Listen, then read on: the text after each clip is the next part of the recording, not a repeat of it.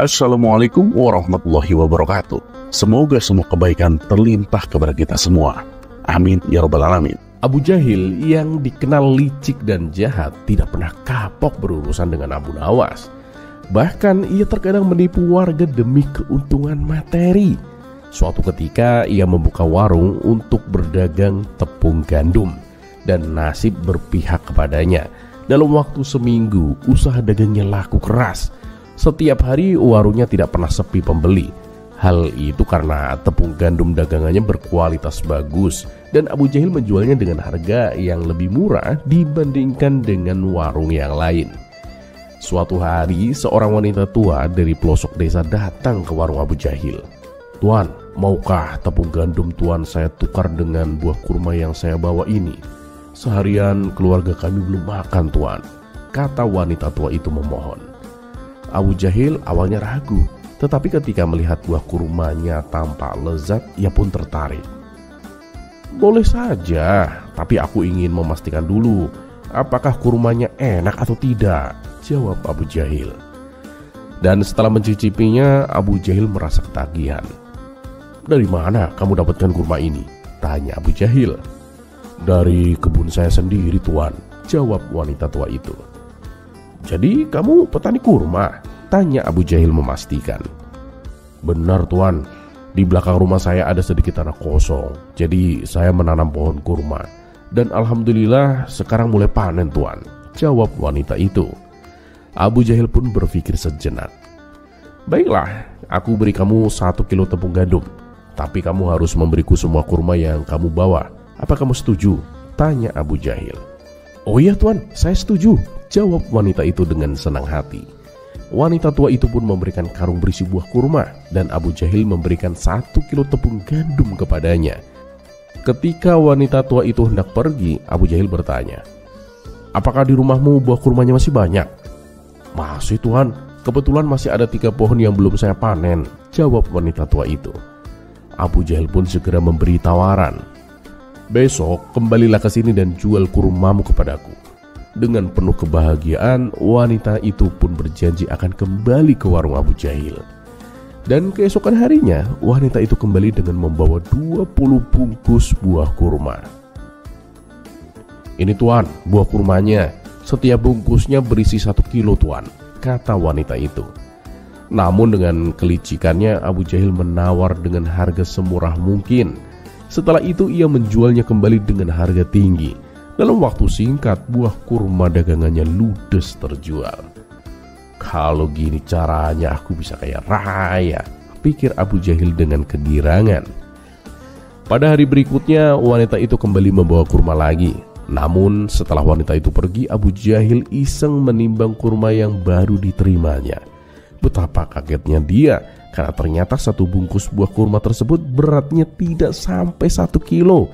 Isinya hanya 900 gram. "Wah, kurang ajar, wanita itu telah menipuku," geram Abu Jahil. Dalam kekesalannya muncul pikiran jahat di benaknya. "Akan aku adukan kepada Tuan Hakim," pikirnya.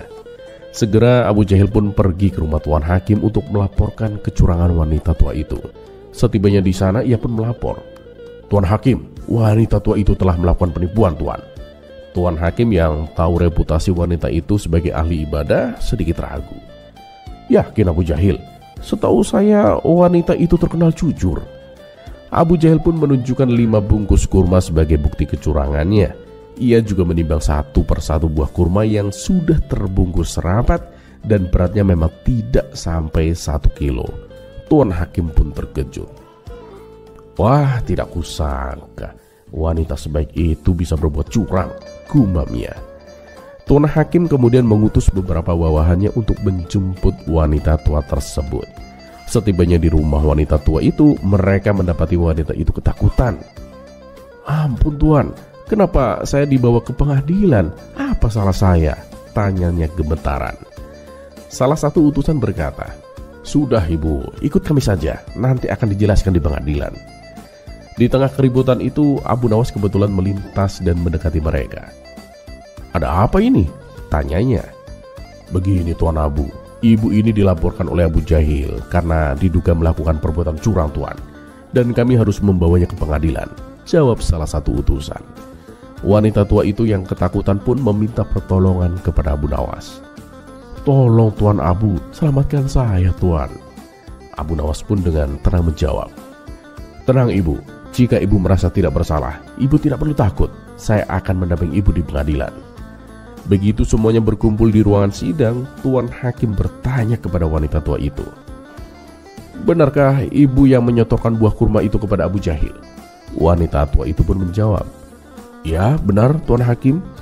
Tuan Hakim pun melanjutkan, Ibu tahu tidak, buah kurma yang Ibu setorkan itu beratnya tidak sampai 1 kilo. Dan itu artinya Ibu telah melakukan penipuan. Ini adalah kesempatan yang dimanfaatkan Abu Jahil untuk memperoleh keuntungan. Tuan Hakim, sebenarnya saya juga tidak tega jika dia harus dihukum, kata Abu Jahil berpura-pura. Begini saja Tuan Hakim, saya akan mencabut laporan saya, asalkan dia menyerahkan semua hasil panen kurmanya kepadaku. Wanita tua itu pun dengan berat hati mengiyakan tawaran itu. Abu Jahil pun tersenyum lebar. Ia mendapatkan banyak keuntungan tanpa harus membeli kurma. Namun tiba-tiba Abu Nawas berkata, tunggu dulu Tuan Hakim, sebelum Tuan memutuskan kasus ini, izinkan saya bertanya kepada wanita tua ini. Tuan Hakim pun mengizinkan Abu Nawas untuk bertanya. Abu Nawas pun bertanya, Ibu, kenapa Ibu melakukan kecurangan? Kenapa Ibu mengurangi timbangan? Wanita tua itu dengan wajah tertunduk lesu menjawab, maafkan saya Tuan, saya ini hanya wanita tua yang sangat miskin. Saya tidak punya timbangan di rumah. Jadi untuk menimbang kurma yang akan saya jual, saya menggunakan 1 bungkus tepung gandum Tuan. Abu Nawas pun kembali bertanya, dari mana Ibu tahu kalau 1 bungkus tepung gandum itu beratnya 1 kilo? Wanita tua itu pun menjawab, saya membelinya dari Tuan Abu Jahil. Setiap kali saya menyetorkan buah kurma, saya juga membeli 1 kilo tepung gandum Tuan. Sebelum saya memasaknya menjadi roti, saya gunakan untuk menimbang buah kurma yang akan saya jual Tuan. Mendengar jawaban itu Abu Jahil pun terkejut, namun ia segera membantah. Oh itu tidak mungkin, dia pasti telah mengurangi isinya, lalu malah menyalahkanku. Untuk menguji kebenaran tersebut, Tuan Hakim memerintahkan bawahannya untuk mengambil beberapa bungkus tepung gandum dari warung Abu Jahil. Dan ternyata isinya memang kurang dari 1 kilo. Ternyata kamu sendiri yang berbuat curang Abu Jahil, tapi malah menuduh wanita itu, bentak Tuan Hakim dengan marah. Akhirnya Tuan Hakim pun membebaskan wanita tua tersebut, sementara Abu Jahil harus menanggung akibatnya.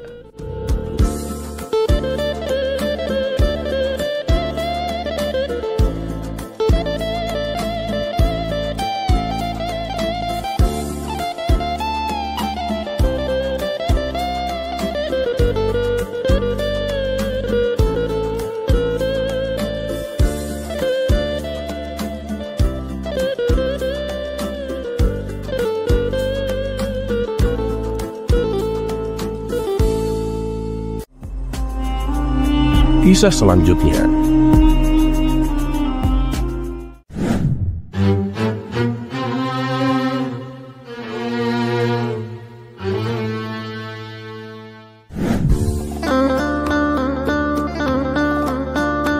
Pada suatu pagi yang cerah di kota Baghdad, Abu Nawas sedang duduk santai di kedai kopi favoritnya. Ia menikmati secangkir kopi hangat sambil mengamati orang-orang yang berlalu lalang. Tiba-tiba ia melihat sekelompok orang yang berkumpul dan tampak berdebat dengan serius. Rasa penasarannya pun muncul dan Abu Nawas mendekati kerumunan itu. Di tengah kerumunan, seorang pria berjenggot tebal sedang berbicara dengan lantang. Rokok itu haram, tidak ada manfaatnya sama sekali dan hanya membahayakan kesehatan, katanya. Seorang pria lain yang tampak sebagai perokok berat dengan sebatang rokok di tangannya membantah. Woi, nggak bisa begitu dong. Rokok itu membantu menenangkan pikiran dan toh banyak orang yang menikmatinya. Abu Nawas dengan senyum lebar di wajahnya pun menyapa. Saudaraku, apa yang sedang kalian perdebatkan ini? Pria berjenggot tebal itu pun menjawab. Kami sedang mendiskusikan apakah rokok itu haram atau tidak. Nah, kalau kamu Abu Nawas, apa pendapatmu? Abu Nawas pun mengangguk bijak lalu berkata, baiklah, ayo kita lihat masalah ini dari sudut pandang yang berbeda. Nah, sekarang apakah ada yang tahu hukum makan roti dengan susu? Kerumunan itu terdiam, lalu salah satu dari mereka menjawab, tidak ada Abu Nawas, itu sih perkara mubah, boleh-boleh saja dilakukan. Abu Nawas pun tersenyum dan melanjutkan, lalu bagaimana dengan naik unta di sore hari? Kembali kerumunan terdiam. Pria berjenggot tebal pun menjawab, ya tentu saja tidak ada hukum yang melarangnya lah Abu Nawas. Abu Nawas pun tertawa kecil dan berkata, nah, jika hal-hal sederhana seperti itu tidak ada hukumnya, kenapa kita tidak melihat rokok dengan cara yang sama? Rokok, roti dengan susu, atau naik unta di sore hari tidak disebutkan secara khusus dalam Al-Quran maupun Al-Hadis. Yang penting adalah niat dan dampaknya. Tapi Abu Nawas, rokok itu kan jelas merugikan kesehatan. Bukankah sesuatu yang merugikan itu harus dihindari? Tanya pria berjenggot tebal. Abu Nawas pun mengangguk setuju. Iya, itu benar saudaraku. Tapi ingatlah, banyak hal yang jika berlebihan juga merugikan. Minum kopi terlalu banyak bisa membuat jantung berdebar-debar. Tetapi apakah kita akan melarang kopi? Pria perokok yang tadi berdebat tersenyum lebar karena merasa didukung oleh Abu Nawas. Tuh, lihat, Abu Nawas saja setuju denganku. Tapi Abu Nawas mengangkat tangannya, meminta semua orang untuk mendengarkan. Tunggu dulu, aku belum selesai. Sebaliknya, kita juga harus bijak. Jika kita tahu sesuatu yang tidak baik untuk kita, maka kita harus menguranginya. Jadi, rokok itu tidak haram, tapi juga tidak bijak untuk dikonsumsi secara berlebihan. Semua orang terdiam, merenungkan kata-kata Abu Nawas. Dengan nada jenaka, Abu Nawas menambahkan, dan ingat, jika kalian ingin merokok, lakukanlah jauh dari orang yang tidak merokok. Sebab tidak semua orang itu suka roti dengan susu, dan pastinya tidak semua orang juga suka dengan asap rokok. Kerumunan itu tertawa terbahak-bahak. Pria berjenggot tebal dan perokok berat itu pun saling tersenyum, menyadari bahwa mereka bisa bersepakat untuk sependapat dengan cara yang damai dan penuh dengan humor.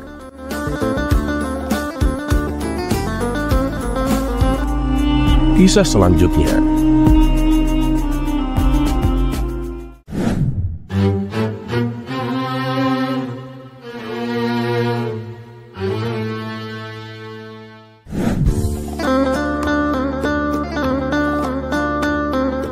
Suatu ketika ada seorang laki-laki yang bertanya kepada Abu Nawas, apa yang dimaksud dengan takdir Abu Nawas?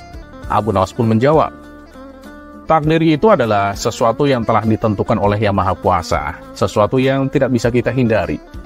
Lelaki itu bertanya lagi, maksudmu bagaimana Abu Nawas? Abu Nawas pun menjelaskan dengan bijak, ya seperti kadang-kadang kamu menganggap segala sesuatu akan berjalan dengan baik, tetapi ternyata tidak.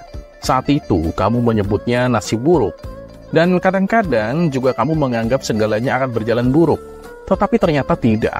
Saat itu kamu menyebutnya keberuntungan.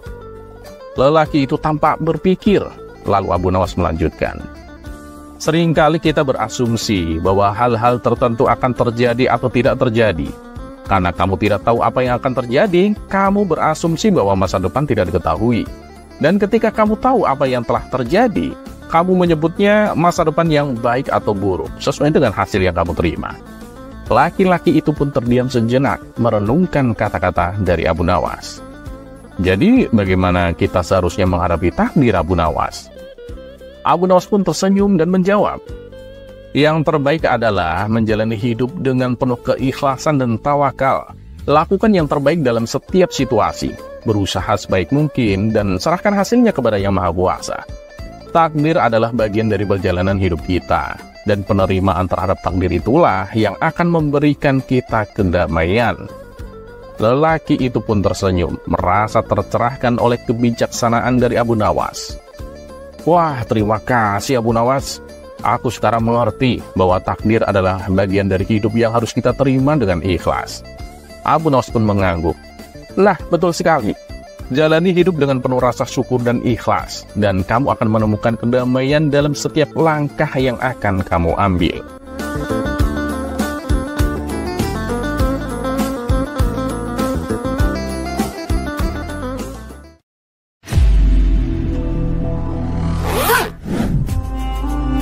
Kisah selanjutnya.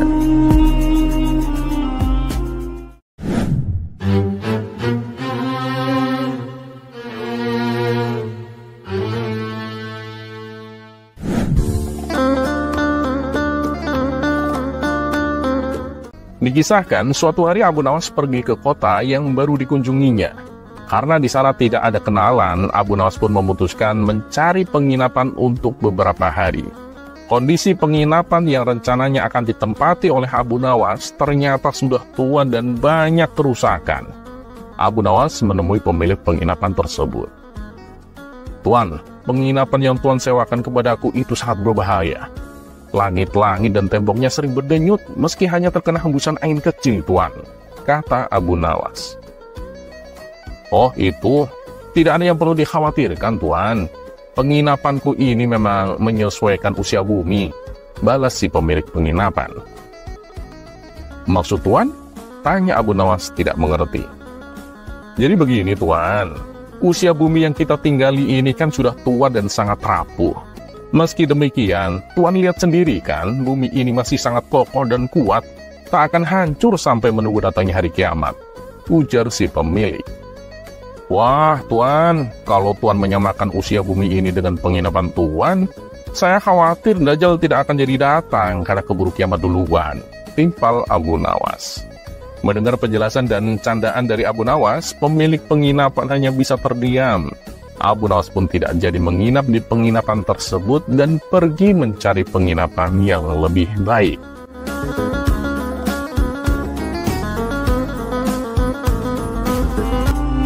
Kisah selanjutnya.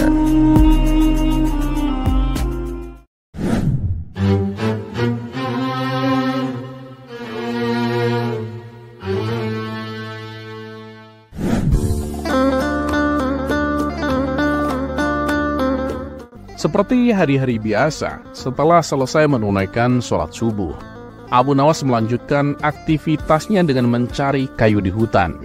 Namun, naas menimpanya. Saat ia menebang pohon, bajunya sobek terkena dahan ranting. Ketika ia sudah mendapatkan banyak kayu, ia pun bingung, harus langsung menjualnya ke pasar atau pulang dulu untuk ganti baju. "Kalau aku pulang dulu, pasar sebentar lagi tutup, dan aku pasti nggak bisa menjualnya hari ini," pikir Abu Nawas. Karena pada hari itu ia sedang membutuhkan uang, ia memutuskan untuk langsung ke pasar dengan mengenakan baju yang sobek-sobek. Setibanya di pasar, ia pun langsung menjual semua kayu bakarnya. "Alhamdulillah, hari ini dapat rezeki yang lumayan," kata Abu Nawas bersyukur. "Kayaknya istirahat dulu enak nih, badanku rasanya capek sekali," kata Abu Nawas dalam hati.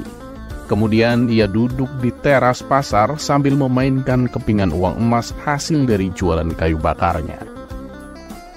Tidak berselang lama, lewatlah seorang penipu di hadapannya. Melihat penampilan Abu Nawas dengan baju sobek-sobek dan kumal, ia mengira Abu Nawas adalah orang gila. Maka terbesitlah niat jahat pada diri si penipu. Ia pun segera menghampiri Abu Nawas. "Hei kawan, sedang apa kamu di sini?" kata si penipu berbahasa basi. Mendapat pertanyaan demikian, Abu Nawas pun menjawab sekenanya. "Ini nih, lagi mainin kepala raja." "Hah? Maksudnya gimana?" tanya si penipu kebingungan. "Ya coba lihat, bukankah kepingan ini gambarnya kepala raja?" jelas Abu Nawas. Mendengar hal itu bertambah yakinlah si penipu bahwa Abu Nawas adalah orang gila. Dalam hati ia berkata, "Semua kepingan uang kan memang bergambar raja, mau itu uang emas ataupun uang perak. Berarti orang gila ini nggak tahu uang." Akhirnya muncullah sebuah ide untuk memperdayai Abu Nawas. "Hei kawan, aku punya banyak kepingan bergambar raja. Kalau mau, kamu boleh menukarnya. 1 kepingan punyamu, aku tukar dengan 2 kepingan punyaku. Nah, jadinya kan kepingan uangmu bertambah banyak, ujar si penipu. Ia pun lalu menyodorkan beberapa kepingan uang perak di tangannya. Melihat hal itu, Abu Nawas menatap tajam si penipu. Dasar manusia licik, dia kira aku nggak bisa membedakan mana uang emas mana uang perak, batin Abu Nawas. Menyadari dirinya akan ditipu, Abu Nawas malah sengaja mengerjainya. Wah, aku mau, tapi ada syaratnya, kata Abu Nawas. Apa syaratnya? Katakan saja, balas si penipu kegirangan. Dia mengira tipuannya kali ini akan membuahkan hasil. Syaratnya gampang, kamu harus merangkak sejauh 5 meter, pinta Abu Nawas. Si penipu agak heran dengan permintaan yang aneh itu. Loh, kenapa harus merangkak? Tanya si penipu penasaran. Karena aku rindu dengan keledaiku, dia telah lama mati meninggalkanku, jawab Abu Nawas berpura-pura. Oh begitu, jangan khawatir, aku akan mengobati kerinduanmu itu, balas si penipu. Tanpa menunggu lama, si penipu pun langsung melakukan apa yang diinginkan oleh Abu Nawas. Ketika ia berjalan merangkak, Abu Nawas mengikutinya dari belakang sambil berteriak kepada orang-orang di pasar. Hei semuanya, lihatlah keledai baruku ini. Dia bukan hanya penurut, tapi juga pintar. Dia bisa membedakan mana kepingan uang emas dan mana kepingan uang perak. Orang-orang yang mendengar teriakan Abu Nawas pun tertawa terpinggal-pinggal. Sedangkan si penipu yang mengetahui dirinya sedang dikerjai, segera bangkit berdiri dan berlari meninggalkan kerumunan orang-orang.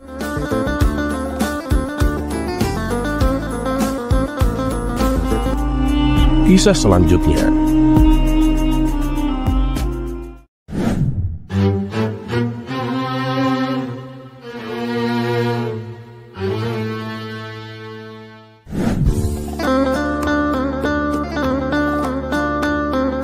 Belakangan ini, Abu Nawas sering menghabiskan waktunya memancing di sungai.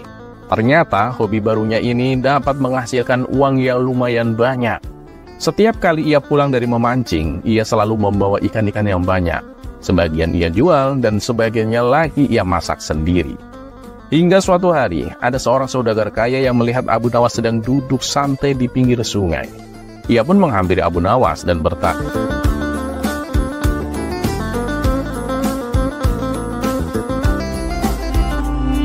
Kisah selanjutnya.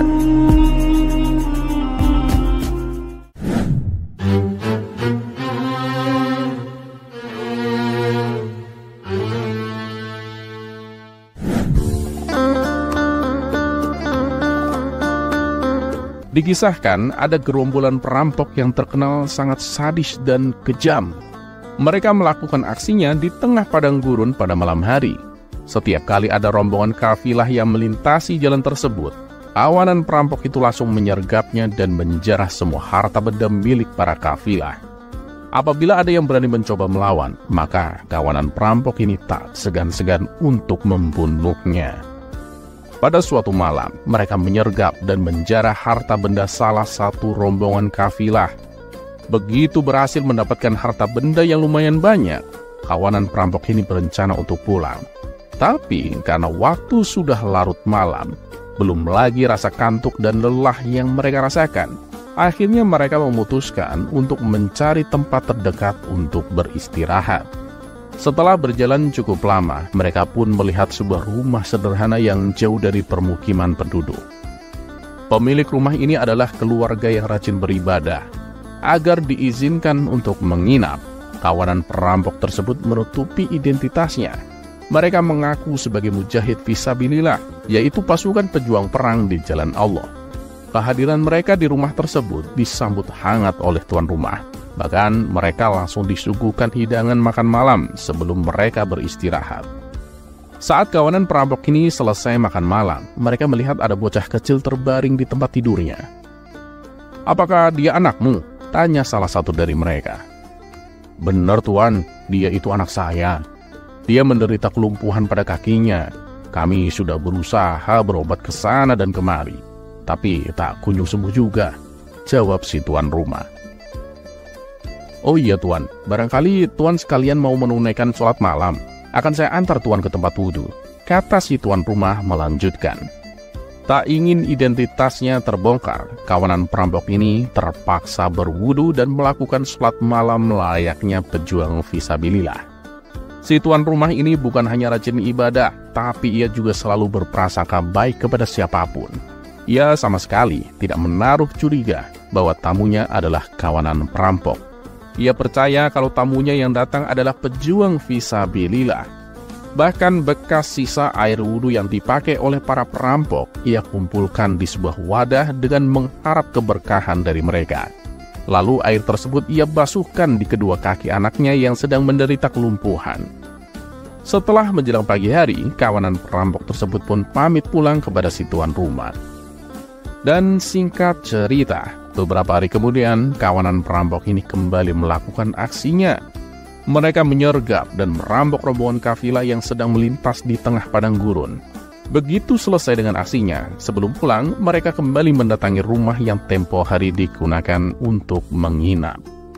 Setelah sampai di depan rumah, ketua perampok mengetuk pintunya dan mengucapkan salam. Lalu terdengar suara jawaban dari dalam rumah. "Siapa di luar?" "Kami rombongan pejuang fisabilillah yang tempo hari numpang menginap," jawab ketua perampok. Pintu rumah pun segera dibuka oleh seorang anak kecil. Kawanan perampok ini heran dan kaget. "Loh, bukankah anak ini yang katanya lumpuh? Kenapa sekarang tiba-tiba bisa berjalan?" Belum hilang rasa herannya, tuan rumah dan anaknya langsung mengajak salaman dan mencium tangan para perampok itu satu persatu. Ketua perampok kemudian bertanya kepada si tuan rumah, "Bukankah kaki anakmu lumpuh?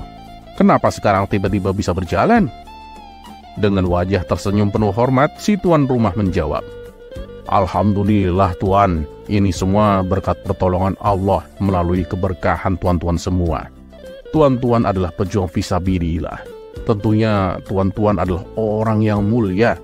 Air bekas wudhu yang dipakai tuan tempo hari, saya basuhkan di kedua kaki anak saya. Dan alhamdulillah, berkat pertolongan Allah melalui tuan-tuan semua, kaki anak saya sembuh total," kata si tuan rumah menjelaskan. Mendengar penuturan tuan rumah tersebut, para kawanan perampok ini bertambah kaget. Mereka pun langsung menangis dan terharu. "Maafkanlah kami Tuan, sebenarnya kami ini bukanlah pejuang fisabilillah. Kami ini perampok yang dikenal kejam dan sadis. Tapi mulai saat ini kami akan bertobat. Kami akan tinggalkan semua perbuatan buruk kami," kata ketua perampok sambil menangis sesenggukan. Atas kejadian itu, mereka akhirnya menjadi pejuang perang fisabilillah sungguhan hingga ajal menjemput mereka. Sifat berprasangka baik yang diterapkan oleh si tuan rumah ini bukan hanya bermanfaat bagi dirinya, tetapi juga bermanfaat bagi orang lain. Anaknya bisa sembuh dari kelumpuhan lantaran ia berprasangka baik kepada si perampok. Dan para perampok tersebut menjadi bertobat karena sifat berprasangka baik yang selalu diterapkan oleh si tuan rumah. Kisah ini mengandung hikmah bahwa dengan selalu berprasangka baik, bukan hanya bermanfaat atau menguntungkan bagi diri kita sendiri, akan tetapi juga bermanfaat bagi orang lain.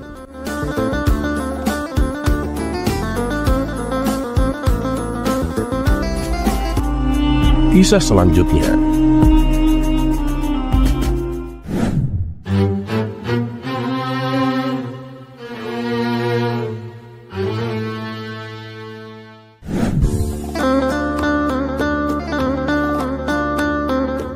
Ketika musim dingin tiba, orang-orang mengenakan mantel untuk menghangatkan tubuh mereka. Namun berbeda dengan Abu Nawas, ia masih mengenakan pakaian seperti hari-hari biasanya, karena ia tak punya uang untuk membeli mantel. Hingga suatu malam, ketika Abu Nawas pergi ke masjid, ia bertemu dengan Abu Jahil di tengah jalan. Abu Nawas, cuaca kan sangat dingin sekali, kenapa tidak pakai mantel?" tanya Abu Jahil. Mendengar pertanyaan tersebut, Abu Nawas hanya tersenyum. Jika ia menjawab yang sebenarnya, Abu Jahil pasti akan semakin meledeknya. Akhirnya, ia pun berpura-pura bahwa mantelnya telah sobek. "Kenapa tidak dibawa ke tukang jahit, Abu Nawas?" tanya Abu Jahil kembali. Sudah dibawa, tapi tukang jahitnya tutup karena cuaca dingin, jawab Abu Nawas. Ia pun segera bergegas pergi meninggalkan Abu Jahil. Dengan kecerdikannya, Abu Nawas berhasil menghindari ledekan lebih lanjut dari Abu Jahil. Meskipun sebenarnya ia memang tidak punya mantel.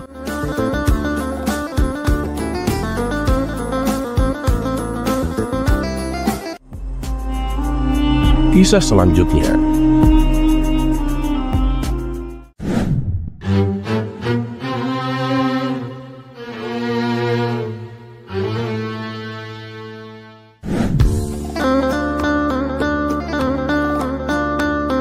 Pada suatu pagi yang cerah, Baginda Raja Harun Ar-Rasyid duduk di balkon istananya sambil memandangi taman yang indah. Meski dikelilingi oleh keindahan, pikirannya terusik oleh sebuah pertanyaan yang tiba-tiba muncul saat ia sedang menghitung jumlah bunga di taman. Bagaimana manusia bisa menemukan angka ya? Gumam Baginda Raja. Pertanyaan itu terus menghantui pikirannya hingga akhirnya ia pun memanggil seluruh penasihat istana. Hei penasehatku, siapa di antara kalian yang tahu bagaimana manusia pertama kali menemukan angka? Jika ada yang bisa menjelaskannya dengan masuk akal, akan aku beri hadiah berupa emas dan permata. Para penasehat pun saling pandang. Mereka mencoba menjelaskan dengan berbagai teori yang terdengar sangat rumit. Paduka, angka berasal dari bintang-bintang yang jauh di langit, Paduka, ujar penasehat pertama. Oh tidak, Paduka, angka itu ditemukan oleh dewa-dewa kuno, sahut penasehat kedua. Paduka, angka itu sebenarnya adalah sihir, tambah penasehat ketiga sambil berbisik takut-takut. Baginda Raja Harun Ar-Rasyid mendengarkan semuanya, namun semakin mendengarkan ia pun semakin bingung. Akhirnya ia mengangkat tangan dan menghentikan mereka. Cukup, kalian tidak ada yang bisa menjawabnya dengan jelas. Panggil Abu Nawas sekarang juga. Aku yakin dia punya jawabannya. Tak lama kemudian, Abu Nawas pun datang ke istana. Ia mengenakan jubah lusuh seperti biasa. Paduka yang mulia, kata Abu Nawas sambil membungkuk. Apa gerangan yang membuat Paduka memanggil hamba di pagi yang cerah ini? Baginda Raja memandang Abu Nawas dengan serius. Begini Abu Nawas, aku punya pertanyaan besar. Bagaimana manusia pertama kali menemukan angka? Abu Nawas pun mengangguk dengan penuh percaya diri. Paduka memanggil hamba jauh-jauh ke sini hanya untuk menanyakan hal sepele itu, Paduka. Ya, jawabannya karena manusia itu pemalas, Paduka. Seisi ruangan yang tadinya riuh dengan pendapatnya masing-masing seketika menjadi hening mendengar jawaban Abu Nawas. Salah satu penasihat istana merasa tidak terima dengan jawaban Abu Nawas. Ia pun bertanya, kamu jangan mengada-ngada, Abu Nawas. Bagaimana ceritanya angka muncul dari kemalasan manusia? Abu Nawas pun tersenyum santai, kemudian meminta secari kertas dan pena kepada pelayan istana. Sambil memberikan kertas pena tersebut kepada penasihat istana, Abu Nawas menghela nafas dan berkata, begini saja Tuan, sekarang coba Tuan tuliskan ada berapa semua jari tangan saya. Penasihat istana yang mendapat tugas enteng itu langsung menuliskan angka 10, yaitu angka 1 dan 0. Melihat hal itu, Abu Nawas pun langsung berceletuk. Anda memang pemalas Tuan. Bagaimana bisa jariku yang sebanyak ini hanya ditulis dengan 2 coretan saja? Kenapa tidak 10 coretan Tuan? Sang penasihat itu pun terbengong dan tersipu malu dengan penjelasan Abu Nawas. Abu Nawas kemudian menambahkan, itu baru jari saya Tuan. Coba Tuan tuliskan berapa jumlah jari semua prajurit istana. Ya begitulah Paduka, terkadang kemalasan manusia menjadi sebuah sumber kemudahan bagi kita. Mendengar penjelasan Abu Nawas, Baginda Raja Harun Ar-Rasyid pun tertawa puas. Jawabanmu memang masuk akal Abu Nawas. Sebagai hadiah, Baginda Raja memberikan Abu Nawas seekor unta. Namun Abu Nawas malah berkata, Paduka, saya lebih suka angka daripada unta. Bolehkah saya meminta hadiah emas sebanyak 10 keping saja? Baginda Raja pun tertawa. Baiklah, kamu memang benar-benar cerdik Abu Nawas. Ambil hadiahmu. Abu Nawas pun pulang dengan emas di kantongnya sambil berkata pada diri sendiri, angka memang ditemukan untuk membuat hidup lebih mudah, termasuk untuk menghitung hadiahku.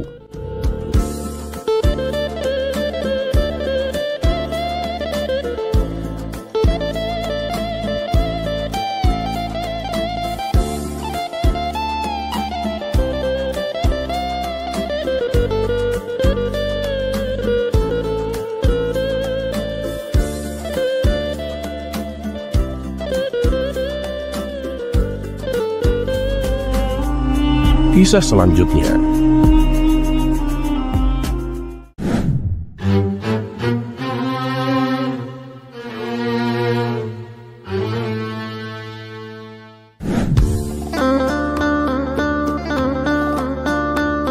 Di sebuah desa yang dikenal sebagai kampung nelayan, pasar ikan selalu ramai. Pedagang berteriak menjajakan ikan segar, pembeli menawar harga, dan anak-anak berlarian sambil membawa ember kecil. Namun di tengah keramaian itu ada satu orang yang selalu penasaran, yaitu Abu Jahil. Abu Jahil yang terkenal sebagai orang yang selalu punya teori yang aneh. Suatu hari ia berdiri di tengah pasar dan berseru dengan lantang. Semua, tidakkah kalian heran? Ikan di sini tidak pernah habis. Sudah bertahun-tahun kita menangkap ikan, tapi pasar ini selalu penuh. Apa jangan-jangan ini ikan jadi-jadian? Orang-orang pun tertawa mendengar ucapan Abu Jahil.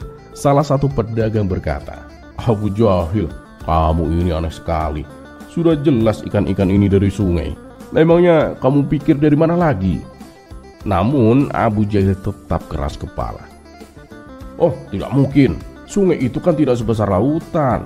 Tapi anehnya ikannya tidak pernah habis. Aku yakin ada yang menciptakan ikan-ikan ini secara ajaib.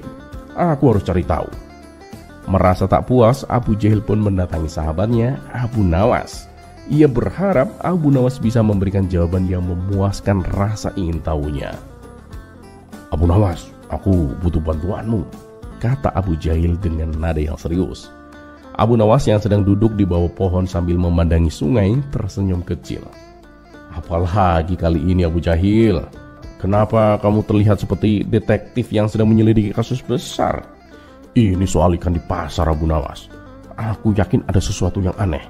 Ikan-ikan itu tidak pernah habis, Abu Nawas. Aku curiga ada sihir di balik ini semua. Abu Nawas pun tertawa kecil. Kamu benar-benar membuat hidupku lebih berwarna, Abu Jahil. Kalau kamu ingin tahu rahasianya, ikut aku besok pagi. Tapi kamu harus siap melakukan apapun yang aku minta. Tanpa ragu, Abu Jahil pun mengangguk. Oh, aku siap, Abu Nawas. Asal aku tahu jawabannya. Dan keesokan paginya, Abu Nawas mengajak Abu Jahil ke sungai. Di tepi sungai, Abu Nawas membawa ember berisi roti, jala ikan, dan papan kayu kecil. Buat apa ini, Abu Nawas? Mau bikin kapal dari papan itu? Tanya Abu Jahil bingung. Abu Nawas pun tertawa. Sabar, kamu akan lihat. Nah, sekarang bantu aku lemparkan potongan roti ini ke sungai. Abu Jahil pun menurut. Begitu roti itu dilempar ke sungai, tiba-tiba muncul sekumpulan ikan kecil berenang menghampiri roti itu. Karena saking tergodanya dengan ikan yang ada di hadapannya, Abu Jahil pun ingin langsung menangkapnya. Dia meloncat dengan sekuat tenaga, mencoba untuk menangkap ikan tersebut. Tapi apalah daya, tak ada satupun ikan yang berhasil ia tangkap. Ikan-ikan itu pun langsung lari bersembunyi entah di mana. Melihat Abu Jahil yang basah kuyup kebingungan mencari ikan, Abu Nawas pun tertawa sejadi-jadinya. Lalu ia berkata, nah, itulah Abu Jahil. Ikan itu pintar sekali bermain petak umpet. Tak ada satupun ikan yang kamu dapatkan, kan? Walaupun mungkin banyak nelayan yang menangkap ikan tiap hari, pasti ada ikan yang lolos dan bersembunyi. Ditambah mereka tiap malam juga rapat rahasia, membahas anak, saudara, dan kawan-kawan mereka yang tertangkap.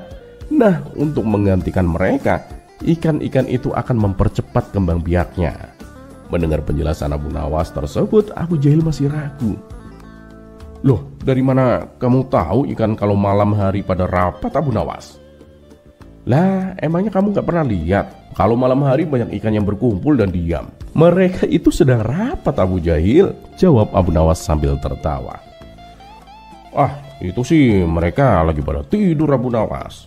Tapi iya juga ya. Ya mungkin mereka rapat sambil tidur kali ya. Kayak rapatnya wakil rakyat kita, kata Abu Jahil sambil tertawa. Dan mereka berdua pun tertawa lepas bersama-sama. Dan begitulah misteri ikan yang tak pernah habis akhirnya terpecahkan.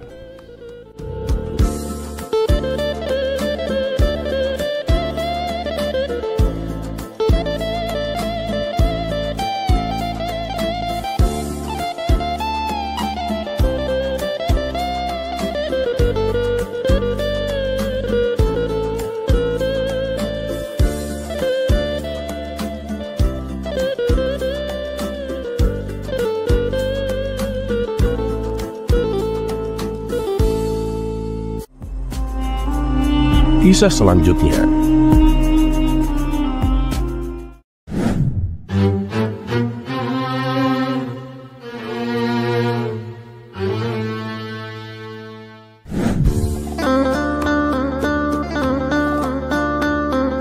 Akhirnya Abu Jahil menikah juga. Ia baru saja menikah dengan seorang wanita cantik yang pandai memasak. Karena keahlian istrinya itu, Abu Jahil memutuskan untuk membuka sebuah warung makan.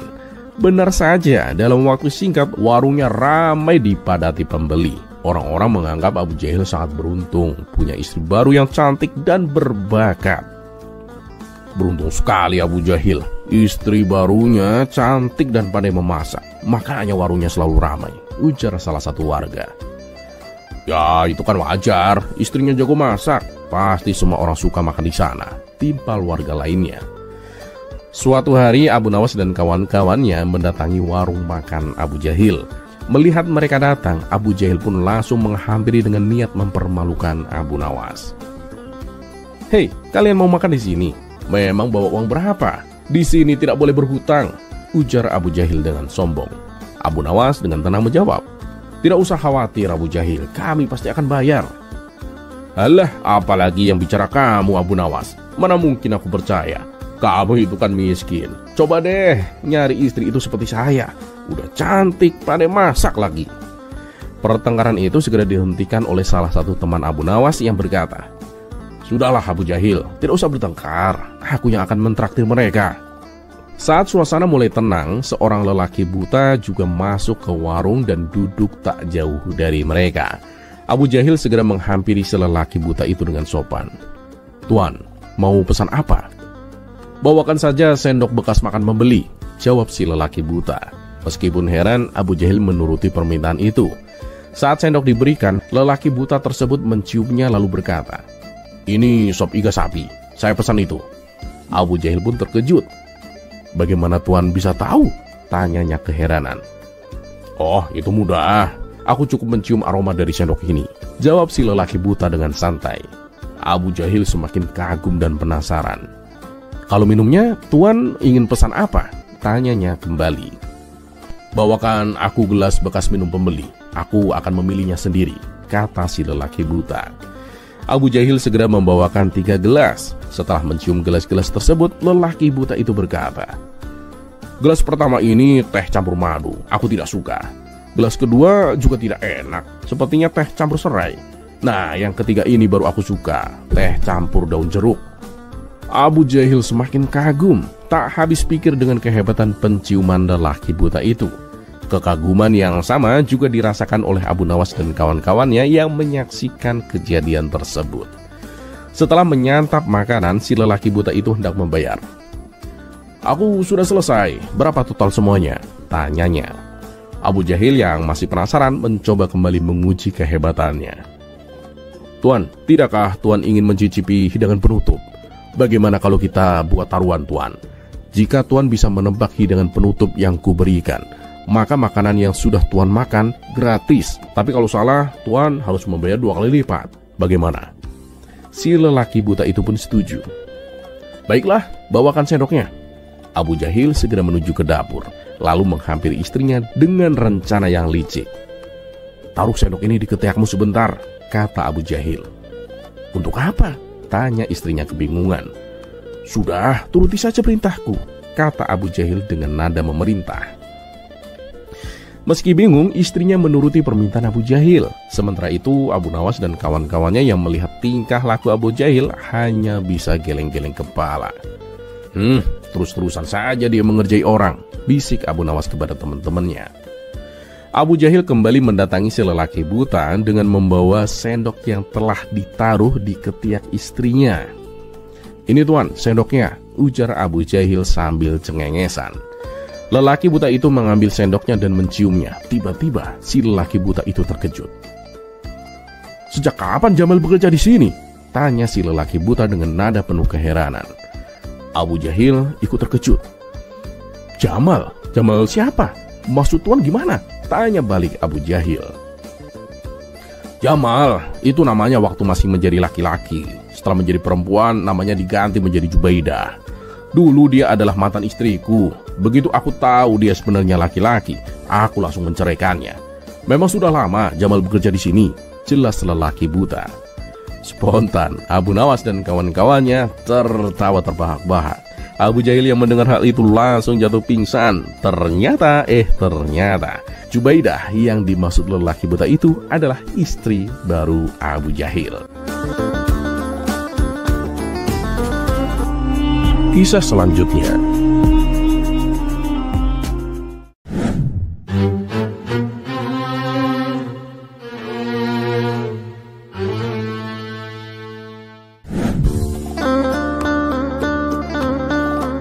Saking bijaksananya baginda Raja Harun Ar-Rasyid, beliau menyediakan sebuah lahan untuk warganya bercocok tanam. Dengan ketentuan, sebagian hasil panen dari lahan tersebut wajib disedekahkan kepada fakir miskin, sementara sebagiannya lagi untuk mereka yang menanam. Dan kebetulan lahan tersebut berdampingan dengan lahan milik Abu Nawas. Suatu hari Abu Nawas berencana menanam beberapa biji semangka. Aku ingin membaginya menjadi 2. Satu untuk aku tanam di lahanku dan satu lagi untuk Tuhan, kata Abu Nawas. Yang maksudnya ia akan menanamnya di lahan baginda raja yang hasilnya akan disedekahkan kepada fakir miskin. Dan singkat cerita, beberapa bulan kemudian semangka yang ditanam mulai menampakkan hasilnya. Namun ajaibnya semangka yang berbuah di lahan Abu Nawas kecil-kecil dan jumlahnya sedikit. Sedangkan semangka yang ditanam di lahan baginda raja yang katanya untuk Tuhan malah tumbuh besar-besar dan jumlahnya melimpah. Ini sungguh tidak masuk akal. Lahan milik baginda raja kering dan gersang, sedangkan lahanku sangat subur. Tapi kenapa hasil panennya justru sebaliknya? Pikir Abu Nawas. Muncullah ide konyol di benaknya. Diam-diam dia berencana mencuri semangka milik Tuhan. Saat malam tiba, ia membawa karung besar dan mulai menjalankan aksinya, menyusuri gelapnya malam menuju lahan baginda raja. Setibanya di sana, Abu Nawas dengan hati-hati memetik beberapa semangka terbaik dan memasukkannya ke dalam karung. Namun, tanpa disadarinya, ada 2 orang pencuri lain yang mengintainya dari belakang. Abu Nawas yang tak merasa kehadiran mereka, dengan tenang memanggul karung berisi semangka di atas punggungnya. Karena beban karungnya cukup berat, sesekali ia berhenti untuk beristirahat. Setiap kali ia berhenti, 2 pencuri tersebut mengambil satu persatu semangka dari dalam karung, sehingga beban yang dirasakan Abu Nawas semakin lama terasa semakin ringan. Perbuatan kedua pencuri itu pun tidak ketahuan, karena malam itu sangat gelap, apalagi di lahan yang tidak ada penerangannya sama sekali. Kenapa setiap kali aku istirahat, beban karungku malah semakin ringan ya? Pikir Abu Nawas. Karena penasaran, akhirnya ia membuka karung yang dibawanya. Alangkah terkejutnya ia ketika melihat karung itu kosong. Merasa ketakutan, Abu Nawas pun langsung lari tunggang langgang dengan nafas terengah-engah. Setibanya di rumah, ia langsung masuk dengan wajah yang pucat. "Suamiku, ada apa denganmu? Kenapa kamu terlihat begitu ketakutan?" tanya sang istri. "Istriku, Tuhan telah memergokiku. Dia mengambil kembali semangka-semangkanya," jawab Abu Nawas dengan wajah yang panik. Mendengar hal itu, sang istri hanya menggeleng-gelengkan kepalanya, menyaksikan tingkah laku suaminya yang memang selalu aneh itu.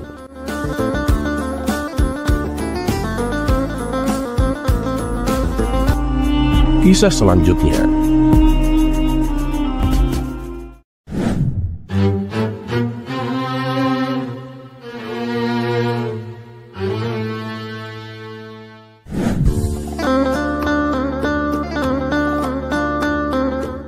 Baginda Raja Harun Ar-Rasyid kembali merasa penasaran dengan sebuah pernyataan yang sering ia dengar dari para ulama dan dari kitab suci.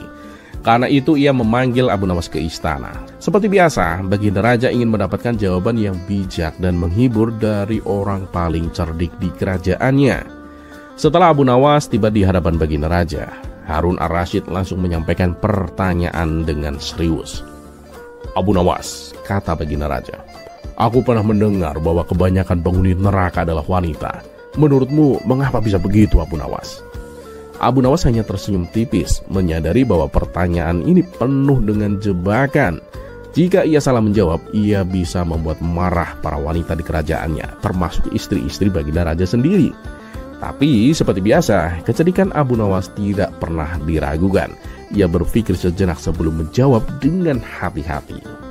"Paduka," kata Abu Nawas dengan tenang, "pertanyaan ini sangat mendalam. Namun jika Paduka berkenan, izinkan hamba menjelaskannya dengan sebuah perumpamaan." Raja Harun Ar-Rasyid yang terkenal gemar mendengarkan perumpamaan cerdas dari Abu Nawas mengangguk setuju.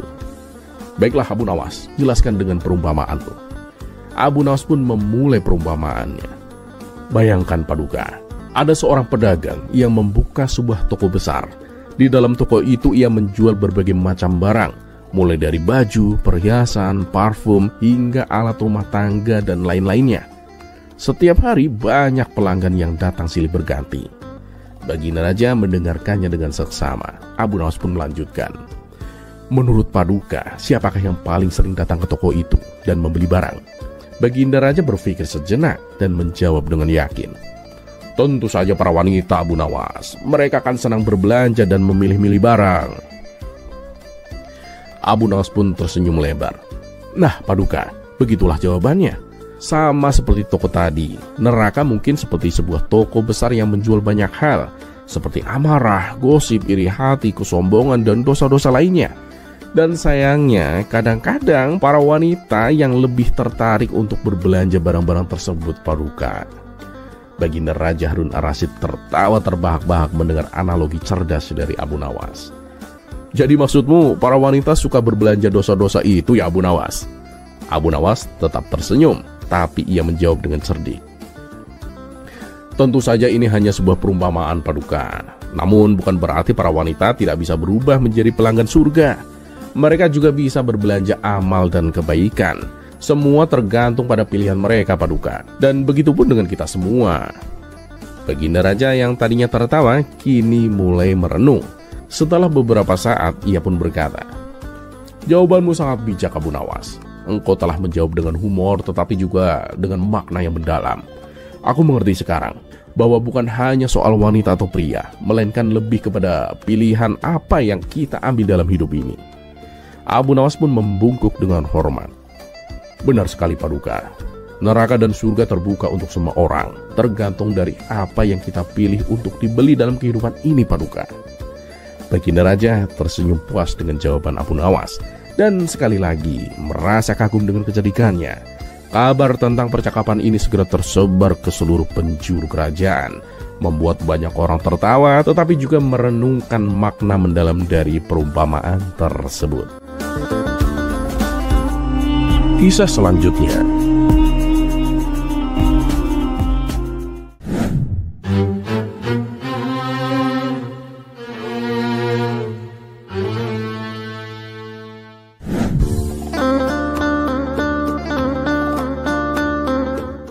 Bukan menjadi rahasia lagi bahwa selain mencari kayu bakar, Abu Nawas juga mempunyai keahlian dalam berdagang.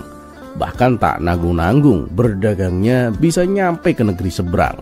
Dengan kecerdikannya itulah ia selalu mendapatkan keuntungan yang banyak. Keberhasilan Abu Nawas ini membuat Abu Jahil merasa sangat iri. Tapi ya begitulah Abu Jahil, ia tidak hanya ingin tahu rahasia Abu Nawas, bahkan ia berniat menjatuhkan Abu Nawas dan mengambil alih semua keuntungannya. Dalam hati Abu Jahil berkata, "Aku harus menggagalkan perjalanannya dan mengambil barang dagangannya." Dengan penuh rencana liciknya, Abu Jahil pun mendatangi rumah Abu Nawas dan berpura-pura bersikap ramah. "Mau kemana kamu Abu Nawas?" tanya Abu Jahil dengan nada penuh tipu muslihat.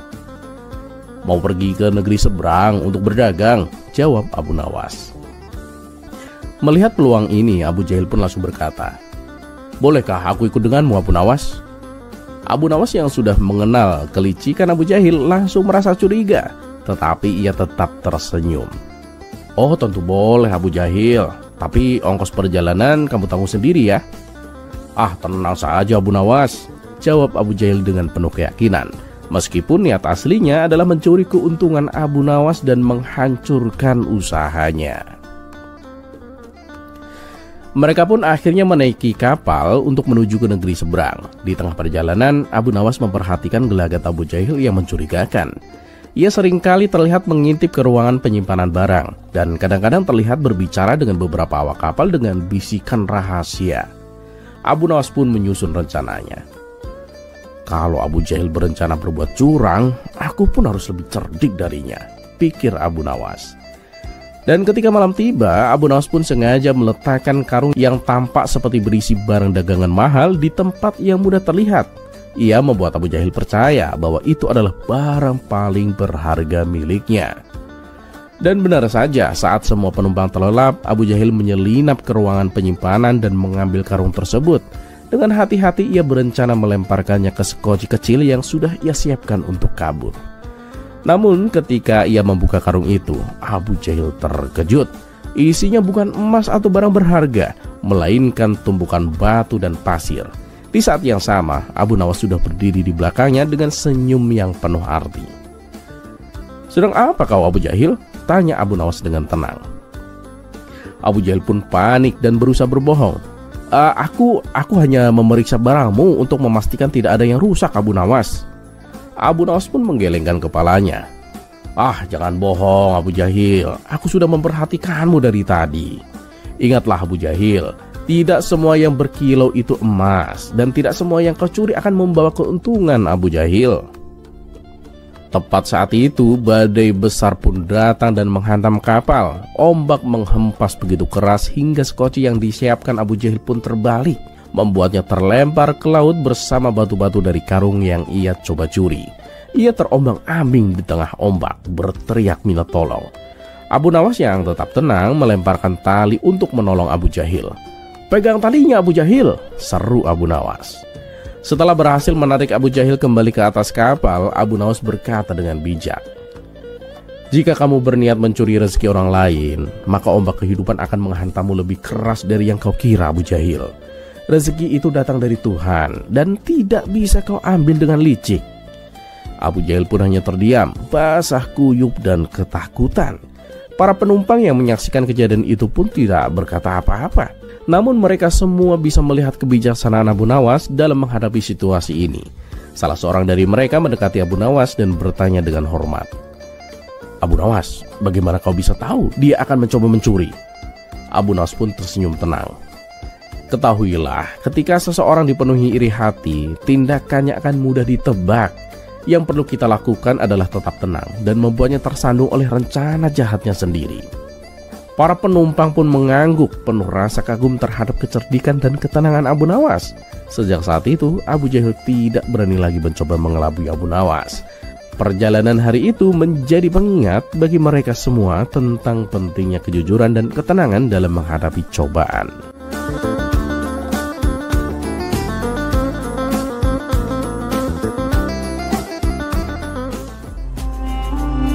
Kisah selanjutnya.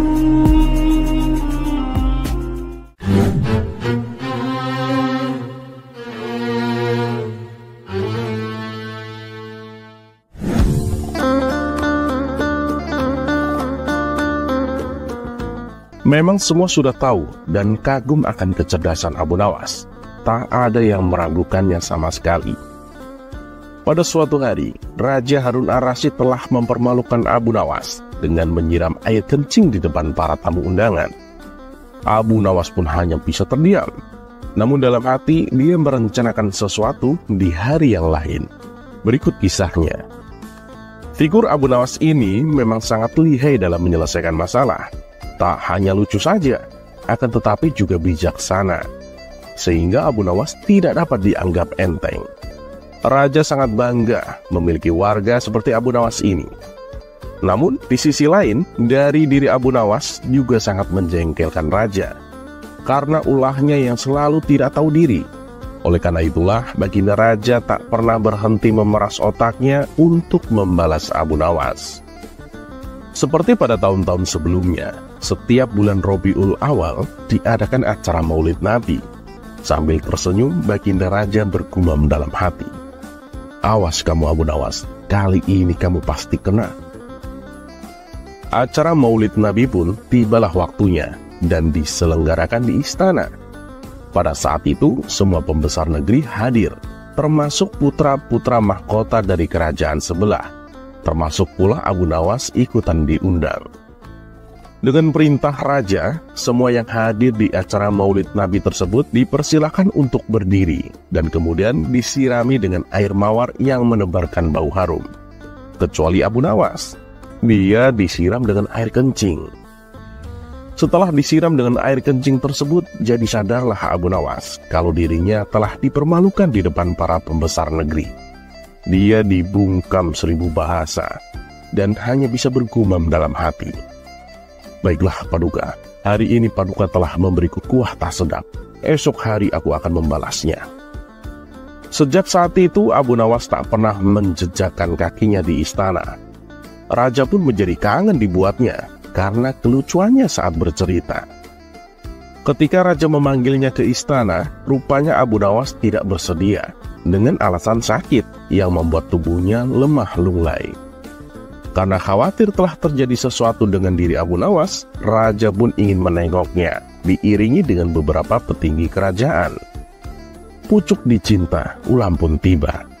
Begitu mendengar raja menuju ke rumahnya, Abu Nawas yang dalam keadaan segar bugar itu pun langsung memasang aksi. Matanya terpejam, badan tergeletak lemah lunglai. Namun sebelum dia beraksi demikian, dia telah terlebih dahulu menyuruh istrinya menyiapkan obat ajaib yang berbentuk bulatan kecil, di mana di antara bulatan obat ajaib itu terdapat 2 butir yang dibubuhi sesuatu di dalamnya.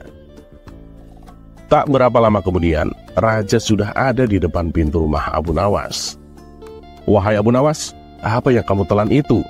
tanya baginda raja. "Ya inilah yang disebut obat ajaib Paduka. Resepnya hamba peroleh lewat mimpi tadi malam. Jika hamba menelan 2 butir, niscaya akan sembuh," jawab Abu Nawas yang terlentang dan segera bangun setelah menelan pil yang kedua. "Wah, kalau begitu aku juga mau minum obat ajaib itu Abu Nawas," kata baginda raja. "Baiklah tuanku, Paduka berbaringlah dan pejamkan mata seperti hamba sekarang ini. Tidak boleh duduk, apalagi berdiri," kata Abu Nawas. Maka raja pun menuruti perintah Abu Nawas. Begitu mata raja terpejam, Abu Nawas cepat-cepat memasukkan butiran obat ajaib yang telah dibubuhi sesuatu ke mulut raja. Tiba-tiba saja, baginda raja bangkit sambil membelalakkan matanya. "Hei Abu Nawas, engkau memberiku makan tinja ya?" kata baginda raja. Maka Abu Nawas pun segera bersimpuh sambil memberi hormat kepada rajanya. "Dulu kan Paduka memberi hamba kuahnya. Ya, jadi sekarang hamba memberi isinya. Nah, kalau Paduka tidak memberi hamba uang 1000 dinar, kejadian ini akan hamba ceritakan kepada khalayak ramai," kata Abu Nawas sedikit mengancam. "Diamlah hai Abu Nawas, jangan ngomong ke siapa-siapa. Nanti aku akan memberimu uang 1000 dinar," kata baginda raja.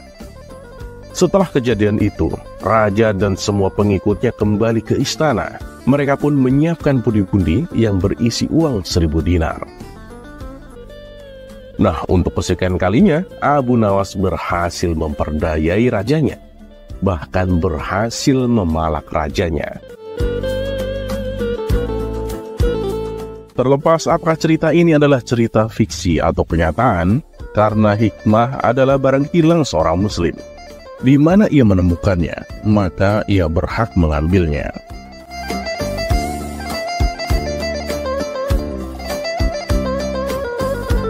Dan satu yang harus selalu kita tahu, bahwa Allah Subhanahu wa Ta'ala tidak pernah menjanjikan bahwa langit itu selalu biru, bunga selalu mekar, dan mentari selalu bersinar.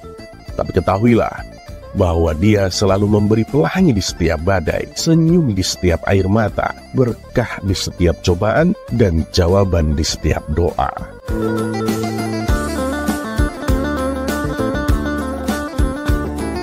Dan seperti biasa, terima kasih. Wassalamualaikum warahmatullahi wabarakatuh.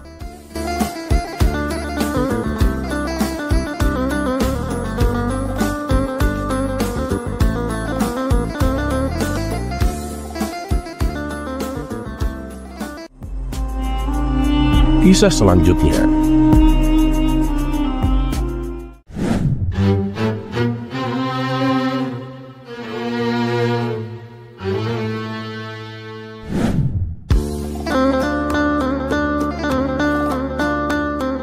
Sosok Abu Nawas memang sangat cerdik dan lihai bila berhadapan dengan kawan maupun lawannya. Bahkan beberapa lawannya kapok dan tak berani menantang Abu Nawas untuk berdebat lagi. Tapi bagaimana jika lawan Abu Nawas adalah dari binatang? Yaitu seekor monyet yang sudah terkenal reputasinya sebagai monyet ajaib nan jenius. Berikut kisah lengkapnya. Kisah ini bermula ketika Abu Nawas mendapatkan hadiah dari baginda raja. Ia berniat mentraktir teman-temannya di warung tempat biasa mereka berkumpul. Tapi ternyata teman-teman Abu Nawas sedang berada di lapangan. Pemilik warung mengatakan bahwa ada pertunjukan menarik di sana. Setelah bertanya kepada seorang warga, Abu Nawas baru mengetahui rupanya ada seekor monyet luar biasa pintar yang dipertontonkan oleh pemiliknya. Monyetnya bisa mengerti bahasa manusia, dan yang lebih menakjubkan lagi, monyet itu hanya mau tunduk kepada pemiliknya, kata warga itu kepada Abu Nawas. Mendengar penjelasan itu, Abu Nawas pun tertarik dan langsung menerobos kerumunan. Ternyata pemilik monyet bukan sekedar memberi tontonan kepada warga, tetapi juga membuat sayembara.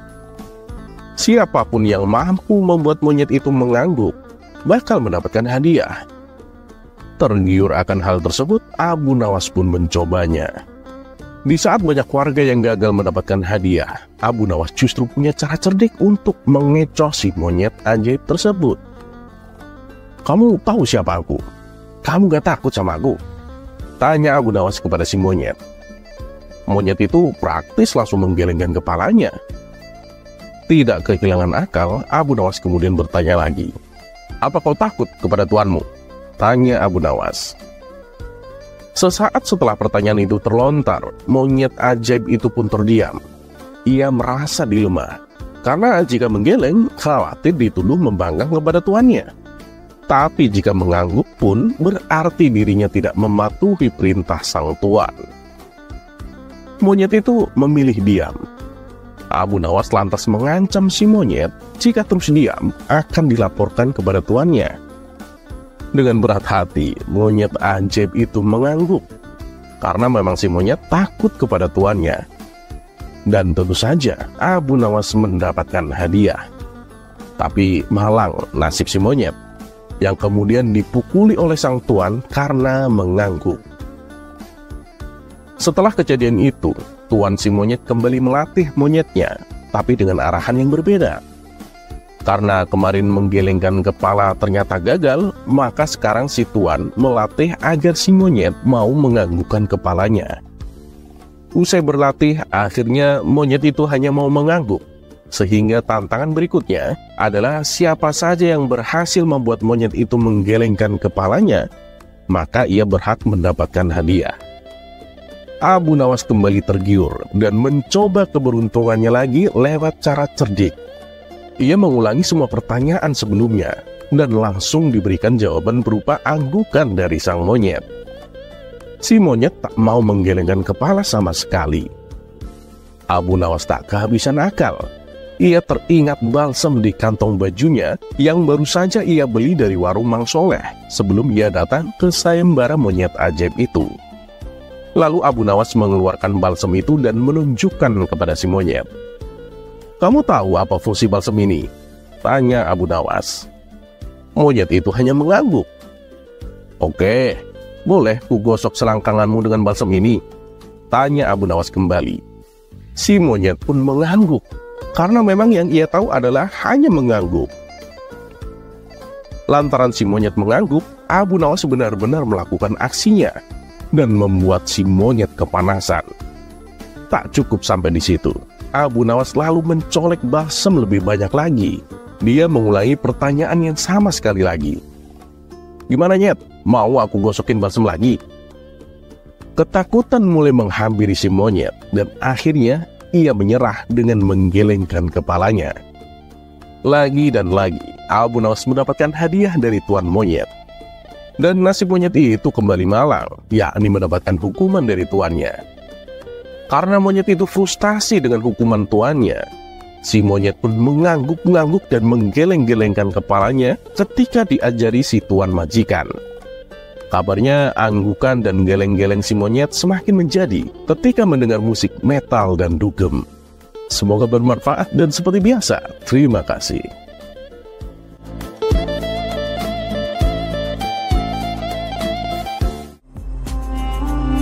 Kisah selanjutnya.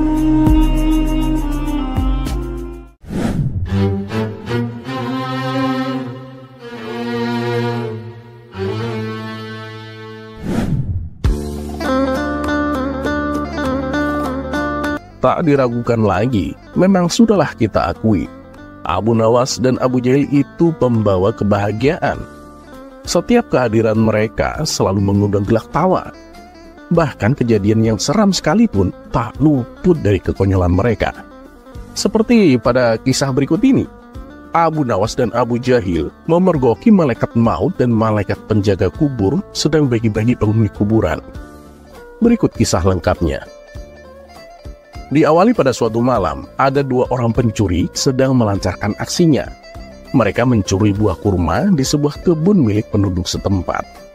Karena mereka berdua sangat lihai, hanya dalam waktu singkat, dengan mudahnya mereka mampu mengumpulkan sekarung buah kurma.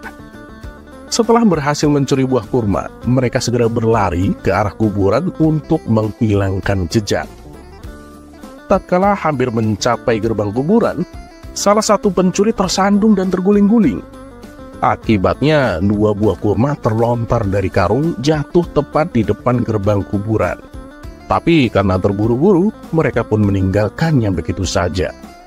Dua pencuri ini langsung masuk ke tengah kuburan untuk bersembunyi.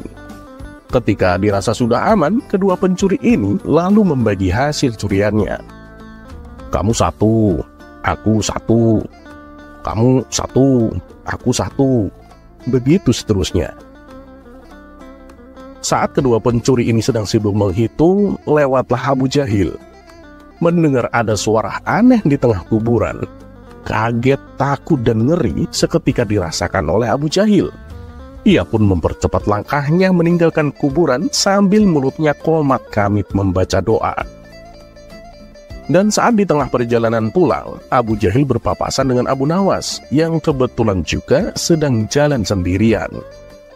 "Ya Abu Jahil, kamu kenapa terlihat ketakutan begitu?"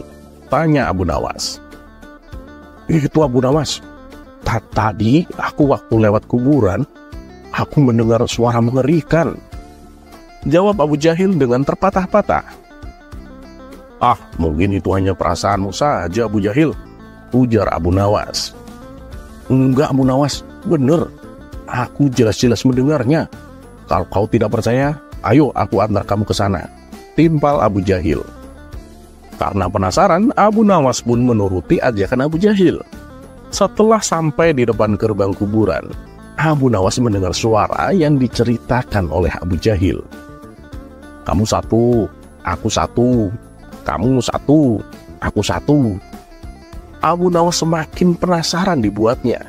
Ia pun mengintip area tengah kuburan dari luar pintu gerbang. Namun karena kondisi gelap sehingga tidak kelihatan dari siapa suara itu berasal.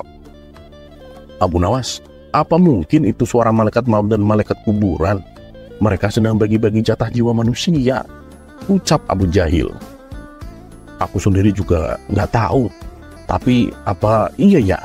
jawab Abu Nawas. Tidak lama kemudian terdengar suara lagi dari tengah kuburan. "Nah, udah selesai. Sekarang tinggal dua yang ada di luar gerbang itu.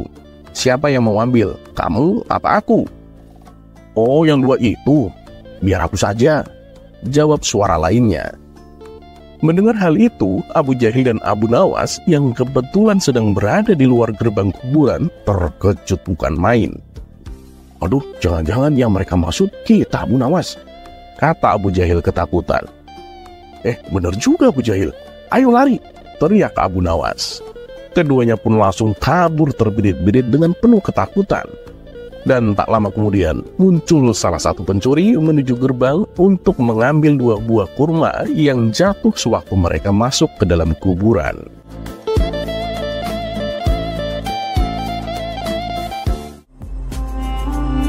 Kisah selanjutnya.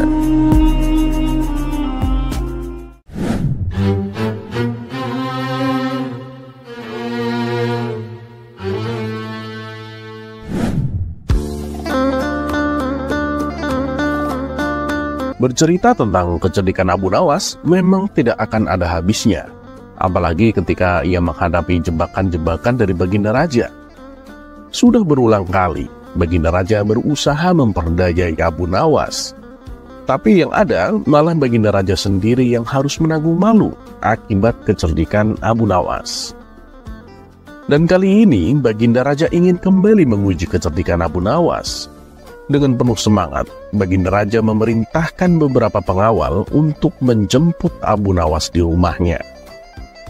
Dan singkat cerita, Abu Nawas pun datang ke istana menghadap Baginda Raja. Karena kedatangannya terburu-buru, Abu Nawas sampai lupa mengenakan sepatu. Ia memasuki istana hanya beralaskan sendal. Melihat hal itu, terbesit di benak Baginda Raja sebuah ide baru untuk menjebak Abu Nawas. Abu Nawas, kamu tahu kan peraturan istana dilarang memakai sendal? Hardik Baginda Raja. Ampun Paduka, hamba tadi terburu-buru, jadi hamba tidak sempat mengenakan sepatu, ujar Abu Nawas. Sudahlah, jangan banyak alasan Abu Nawas. Karena kamu telah melakukan kesalahan, kamu harus dihukum, tukas Baginda Raja. Tapi Paduka, masa hanya gara-gara sendal, dengan mudahnya Paduka menjatuhkan hukuman? Protes Abu Nawas. Peraturan harus ditegakkan Abu Nawas. Siapapun yang melanggar harus dihukum. Apapun alasanmu tidak bisa dibenarkan. Dan hukuman yang pantas adalah hukuman mati, timpal Baginda Raja. Mendengar hal itu, sontak Abu Nawas kaget dengan hukuman yang akan ia terima. Ini sih akal-akalan Baginda Raja. Dia pasti sudah menyiapkan jebakan, pikir Abu Nawas. Baiklah Paduka, saya mengaku bersalah. Silahkan Paduka hukum saya. Tetapi saya minta satu permintaan Paduka. Setelah saya menjalani hukuman mati, saya minta hadiah uang 100 dinar untuk keluarga saya, tutur Abu Nawas. 100 dinar? Itu kan jumlah uang yang sangat besar Abu Nawas, ujar Baginda Raja. Ya benar Paduka, tapi istri dan anak-anak saya kan berhak mendapatkan kebahagiaan selepas kematian saya, balas Abu Nawas. Baiklah, permintaanmu saya kabulkan, ucap Baginda Raja. Maka Baginda Raja memerintahkan salah satu pengawal untuk mengambil seekor anak ayam yang masih kecil. Lalu anak ayam itu diberikannya kepada Abu Nawas. Tentu saja hal ini membuat Abu Nawas bingung dengan maksud Baginda Raja. Untuk apa anak ayam ini Paduka? Yang saya mintakan uang 100 dinar, bukan anak ayam Paduka, kata Abu Nawas. Jangan khawatir Abu Nawas, uang 100 dinar sudah aku siapkan. Dan anak ayam yang kau pegang itu akan menentukan bagaimana cara kamu dihukum mati. Silahkan dibunuh dengan cara apapun, terserah kamu. Tapi ingat, saya juga akan membunuhmu persis seperti cara kamu membunuh anak ayam itu, terang Baginda Raja. Jadi hukuman mati yang akan hamba jalani itu sesuai dengan cara anak ayam ini mati Paduka? Tanya Abu Nawas memastikan. Ya, benar Abu Nawas. Silakan, kamu bunuh anak ayam itu, perintah Baginda Raja. Sejenak Abu Nawas terdiam. Ia pun langsung memutar otak supaya bisa lolos dari hukuman mati. Cepat Abu Nawas, jangan diam saja. Kalau kamu tidak tega membunuh anak ayam itu, tidak apa-apa. Berarti kamu lebih memilih untuk dihukum gantung. Silahkan, tentukan sendiri pilihanmu, bentak Baginda Raja. Namanya saja Abu Nawas, dalam kondisi apapun selalu muncul ide cemerlang di otaknya. Perlahan Abu Nawas mengangkat anak ayam itu. Lalu ia dekatkan pantat anak ayam itu ke mulutnya. Dengan menahan rasa jijik, Abu Nawas meniup-niup pantat anak ayam tersebut secara berulang-ulang. Melihat hal itu, Baginda Raja menjadi bingung. Ya Abu Nawas, maksudmu apa? Saya menyuruhmu untuk membunuhnya, ucap Baginda Raja. Ya ini saya sedang melakukannya Paduka, balas Abu Nawas. Baginda Raja pun bertambah bingung dengan jawaban Abu Nawas. "Maksudmu bagaimana, Abu Nawas?" tanya Baginda Raja tak mengerti. "Ya beginilah cara saya membunuh anak ayam, Paduka. Saya tiup pantat anak ayam ini supaya perutnya penuh dengan angin. Lama-kelamaan pasti dia akan mati," kata Abu Nawas menjelaskan. Baginda Raja pun tertawa dengan tingkah Abu Nawas ini. "Kamu memang cerdik, Abu Nawas," balas Baginda Raja. "Jadi gimana, Paduka? Hukuman saya kapan dimulainya?" tanya Abu Nawas. "Gak jadilah, Abu Nawas. Hukumanmu aku anggap selesai. Dah, silakan kamu pulang," jawab Baginda Raja. "Tapi Paduka, bukankah tadi Paduka sudah janji akan memberikan saya 100 dinar bila saya selesai menjalani hukuman?" balas Abu Nawas. "Baik, akan aku tepati janjiku," ujar Baginda Raja. Baginda Raja pun kemudian memberikan uangnya kepada Abu Nawas. Berkat kecerdikan Abu Nawas, ia pun kembali lolos dari hukuman mati. Malah ia membawa pulang hadiah yang sangat banyak.